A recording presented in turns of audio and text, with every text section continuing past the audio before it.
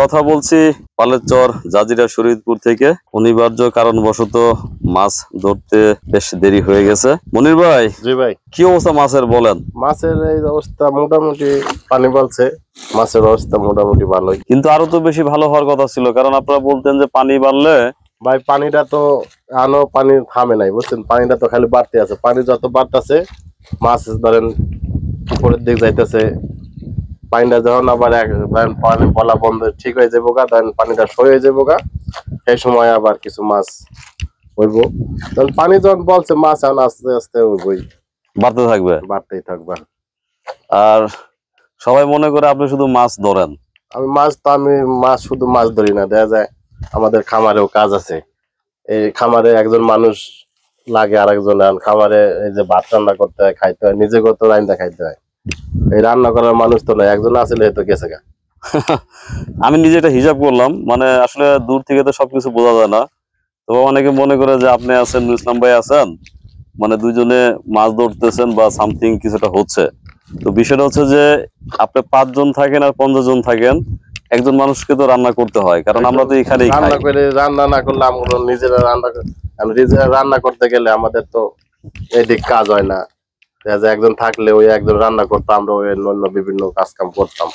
এখন রান্না করে খাইতে গেলে ধরেন এদিক যাইতেই না, দেখা যায় রান্না করে খাই একজন আবার গাড়ল রাখতে হয়। আবার দেখা যায় একজন তো 2 দিন 1 দিন পর পর ধরেন উপর যাইতে হয়, আইতে হয়। দুয়ারে বলে তখন একজন লোক দরকার, কারণ আপনার আর একজন মানুষ আমার দিতে হইব। মানে বিষয় হচ্ছে যে যেভাবে সকাল শুরু হয় আমাদের এখানে, সেটা হচ্ছে যে আপনারা 2 জন থাকেন আর 1 জন থাকেন।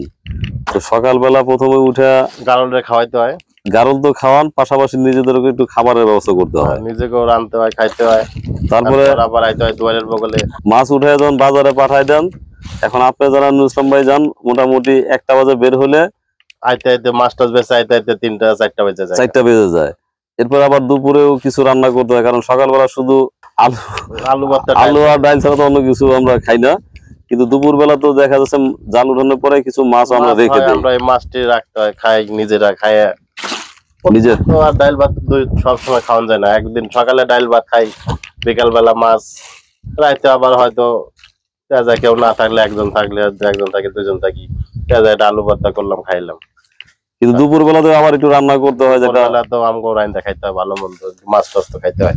মাছ যদি আমরা সঠিকভাবে ধরতে চাই তাহলে লোক আরেকজন দরকার, আর নৌকার সই থাকলে আরো বেশি ভালো হয় আপনাদের জন্য। নৌকার সই থাকলে আমাদের ধরেন রাইতে আপনার এই দুয়ারটার বলে থাকতে দিই, কি একজন আইলো, লাইট মারলাম, দেখলাম ভাই এই জায়গা কি লেগাইছেন। আচ্ছা, যদি আমি এই জায়গা না থাকলাম, একজনের রাইতে আইতেন, 2টা দুয়ার লিয়ে যাবো। আচ্ছা, পরে যে আপনাদের আমি জবাব দিতে পারব না। না মানে চোরে নিয়ে গেলে তো আর কিছু করা থাকবে না। তো এই জন্য আমাদের বেসিক্যালি আরেকজন লোক দরকার। আর এখানে আরেকটা বিষয় আছে, মানে শুধু মাছ ধরার জন্য যেগুলো জাল সেই হিসাবে একজন লাগে।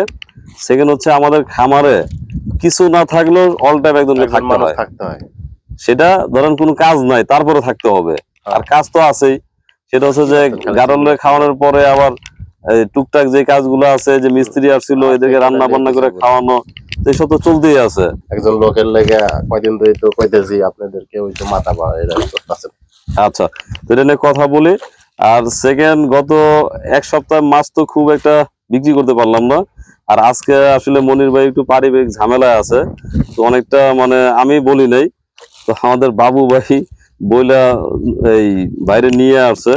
তো বললাম যে একটু দেখেন, কয়টা জাল দেখেন, যে আসলে দেখি কি হয়। যদি আজকে আমরা বিক্রি করতে পারবো না, কারণ হচ্ছে যে বাজারের টাইম শেষ, এখন বাজে প্রায় 3টা। তো মাছগুলো নিয়ে আমরা হয়তো ওই পারে যাবো, দেখি কি হয়। ট্রলার নিয়ে কি যন্ত্রণায় আছেন বলেন? ট্রলার নিয়ে ভাই বহুত যন্ত্রণা। এই যে ট্রলার ভিতরে পানি লয়, এদিন মনে করেন যে কাঠ বইরা আইতে গেলা 20 কেবি মাল বইরা আইতে গেলা, মনে করেন যে ডুবে গেছে গা। সেদিন ডুবছিল কিন্তু আসলে পানি উঠার কারণে না, সেটা হচ্ছে প্রচন্ড ঝড় ছিল, বাতাস ছিল, তো বুশ চলে গেছে, যে কারণে পানিটা বেশি উঠছে। কিন্তু বুশের কারণে মনে হয় ট্রলারের নিচের কাঠগুলো ক্ষতি হয়েছে। কিছু তো ক্ষতি হইবই ভাই। এই কারণে কি পানি উঠে এখন? না, পানি তো এটা তো মনে করেন যে আর আগে গুলি উঠতো। আগে কিন্তু এত উঠতো না। আগে হতো না হপা আবার মনে করেন যে 2-3 দিন ধরে নতুন বুশ লাগাইছে, বুশে মনে করেন যে আপনার লাইনের সমস্যা আছে, লাইনের কাম করার লাগবো, কাম না করাইলে এরকম লাইন ফিটাইবো। এখন কি তাহলে ট্রলার কি আবার উঠে দিতে হবে উপরে? টলার উঠে কাজ করার লাগবো, কাজ না করলে চলে শান্তি পাবেন না। মেশিন কি চালান যায়নি, আস্তে আস্তে টেক টেক করে চালান লাগে, এটা ভাব মতন চালান লাগে। যে পর্যন্ত নিয়ন্ত্রণে নাই ওই পর্যন্ত মনে করেন যে তেলের মেরে আস্তে আস্তে বাড়ান লাগে, ভাব মতো না এরপরে মনে করেন যে তেলের মেরে 1 বাজে চালান লাগে। এখন যদি ট্রলার উঠাই হুম। তাহলে কয়দিন লাগতে পারে ঠিক করতে? এটা ভাই কোন যাবে না, মিস্ত্রির পেছনে ডিপেন্ড। আমি কয়ে দিলাম 2 দিন লাগবো, না, এটা তো মোটামুটি জানতে হবে যে আসলে এই কয়দিনের মধ্যে যদি হয়ে যায়। 1 সপ্তাহ লাগবো। আলকাতা মালকাতা এক 10 দিন ধরে তো 10 দিন ধরে থিয়ে দেন। 10 দিন? হ্যাঁ, তো মাছ বিক্রি করে ঝামেলা করে যাবো। কষ্ট করে জান লাগবো। এই অন্য কোনো ট্রলারের ব্যবস্থা করা যায় কিনা, যেখান দিয়ে অন্য কেউ সাথে যাওয়া যায় কিনা মাছ বিক্রি করতে? যাওয়া যাবে, এই যে এই পাড়া গুঞ্জান যাইবো, একটু খরচ মরচ জান লাগবো এখন। আচ্ছা, তো দেখি কি করা যায়, সবার সঙ্গে কথা বলা কি করা যায় দেখি। এই হচ্ছে আমাদের বাথরুম টয়লেট। বেসিক্যালি এই যে ফাঁকা জায়গা দেখতে পাচ্ছেন, এগুলা ইট দিয়ে ভরা হবে, ইট দিয়ে গাঁথুনি গেঁথে তারপরে আমরা ভিতরে বালি দিয়ে প্লাস্টার করব। এই পাশে হবে আমাদের হাই কমোড, এই পাশে নর্মাল কমোড, আর ওই পাশে আমরা টিউবওয়েল দিয়েছি, ওখানে মোটর বসবে যেটা সোলার চালিত হবে। আর হয়তো পিছনের দিকে হয়তো আমরা একটা পানির ট্যাঙ্কি বসাবো, এরকম পরিকল্পনা আছে। তো খুব শীঘ্রই হয়তো এই কাজগুলো আমরা শেষ করব। বেসিক্যালি এটার কাজ মোটামুটি শেষ, তবে এখানে রাজমিস্ত্রির কাজ বাকি আছে, কাঠ মিস্ত্রির কাজ আমরা অলরেডি শেষ করে ফেলছি। তো এখন রাজমিস্ত্রি এনে বাকি কাজগুলো ইনশাল্লাহ খুব শীঘ্রই আমরা শেষ করব।